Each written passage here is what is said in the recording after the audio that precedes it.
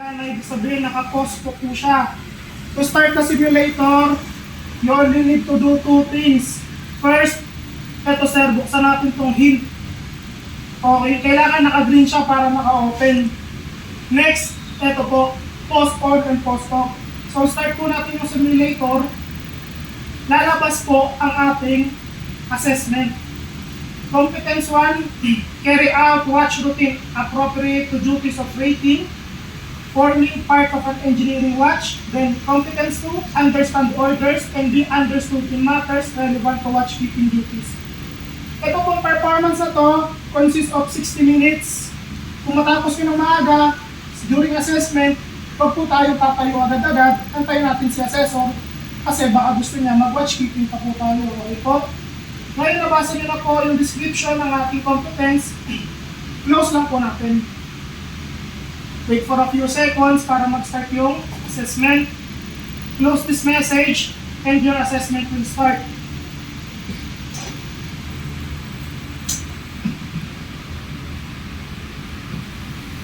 So ito mga sir, lalabas yung ating instruction. Ganito rin po sa assessment. Sa assessment po, 1 cubicle per person, may salamin and may CCTV. Iwasan po natin magkwentuhan, mag-usap or magtinginan during assessment. So ito sir, litan lang natin.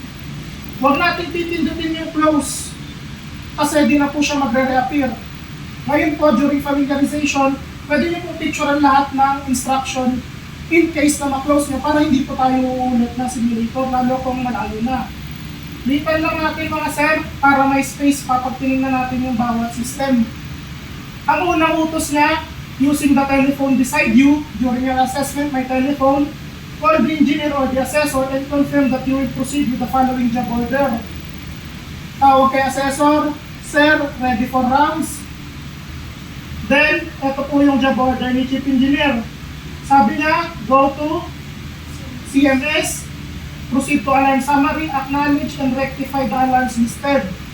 So dahan-dahan po tayo, ito po yung CMS. Pindutin daw po natin, hanapin daw po natin yung alarm summary. Makikita po natin yan banda rito. Ito po yung mga alarma natin. Low level tax, high level, yan po yung kailangan natin i-rectify. So, acknowledge lang natin dito. And then, proceed na po tayo sa rectification. Ito po yung una natin i-rectify. Main engine lube oil. So, saan daw po tayo pupunta? Punta daw po tayo ng SIS or system diagram. Hanapin po natin yung ano pong sinasabi dyan mga sir? Lube oil main engine service system. Ito po yun. Pindutin po natin, may makikita tayong tangke na kulay pula kasi low level. Nakitan po natin. Scroll to zoom. Ito po, mababa, low level. Saan po siya umukuha? Trace natin sa taas. Sa cylinder oil storage tank. Kung nakikita nyo po yung valvula, ito po, walang illumination na green, ibig sabihin sarado. Ito, meron, ibig sabihin bukas. So by gravity lang po, buksan po natin yung valvula. Ito po yung ginagandahan ng hint. Makikita nyo po kung ano yung bubuksan nyo or isasara nyo. So pinutin po natin, bumukas. Mag-fill up na po. So lube oil, 80 to 85% po sa tangke. Tandaan po, 80 to 85%. Huwag po natin iwanan or mag-proceed sa number 2. Mahaba po yung oras, delikado po mag-overflow, minus points po tayo sa assessment. So, antayin lang natin, mabilis lang naman.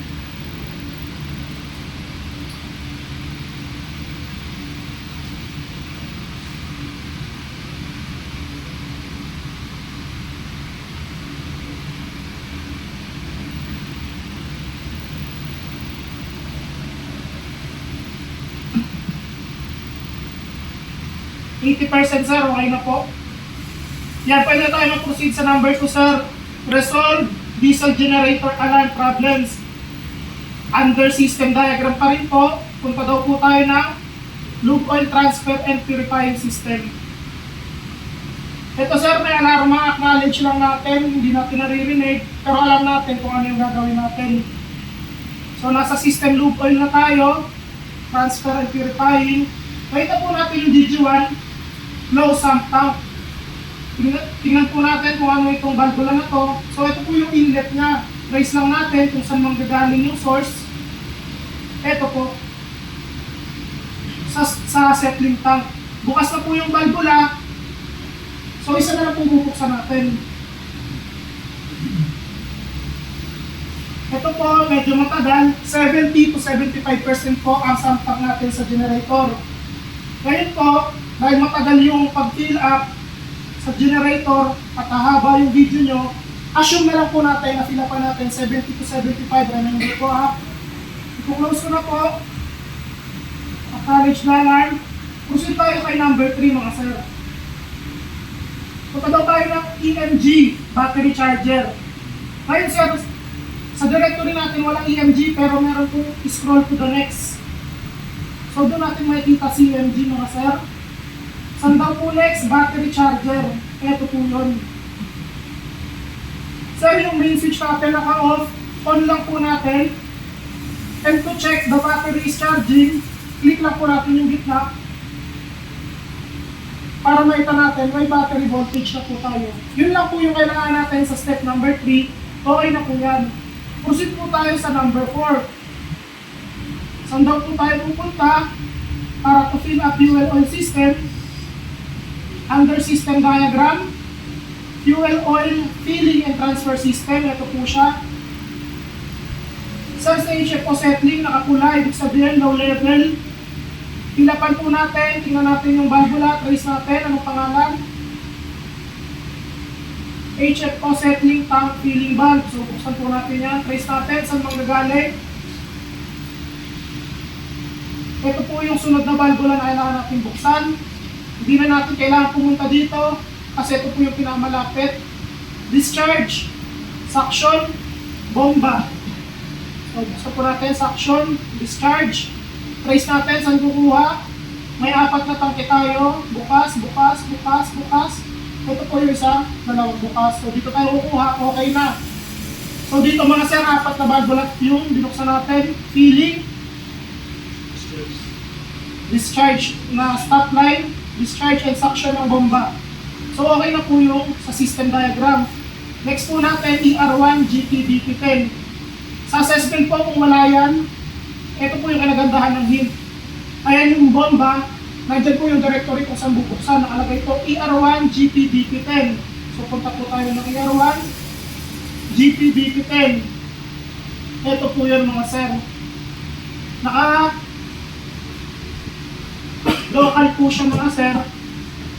Hold lang po natin to start. Pag nag-illuminate ng green, okay na po yan. Then proceed tayo para i-remote. Sa barko po ang transfer pump po natin, auto stop. Ngayon, kaka-remote lang po natin. Pupunta po tayo ng CMS daw po to make sure na mag-auto stop siya. CMS, Fuel Oil Transfer System. Nandito lang din po yan. Kung makikita nyo, nandito po siya. Fuel Oil Transfer System. Ito po yung kaninang diagram. Ngayon po, nag-fill up po ba? 61 na po, umaangat. Auto lang natin para din na natin balikan. Pag na-reach yung certain level, mag-auto stop na po siya. Okay na po yan. Proceed tayo sa step 5. Bilge water system. Ano po ba kadalasang alarm sa bilge? High level po, no? Kung makita po natin yung ating aft ay mataas. So, buksan natin yung outlet niya. Trace natin, pinamalapit. Bukas po yung suction ng bomba. Ito yung bomba. Discharge papunta sa holding tank. Saan po natin makikita yung bomba? ER1 GSP7. So, punta tayo sa ER1 group starter panel number 7. Ito po ang ating bilge pump. Kung makikita nyo, napatay na naman yung switch. On lang natin. Makita natin mag-illuminate yung source. Hold. Mag-illuminate ng green. Okay na po yan. Then, pindutin natin yung auto. To make sure na mag-auto stop siya pag okay na po yung float legend switch. Ngayon, okay na po yan. Tingnan na lang po natin kung mag-auto stop siya.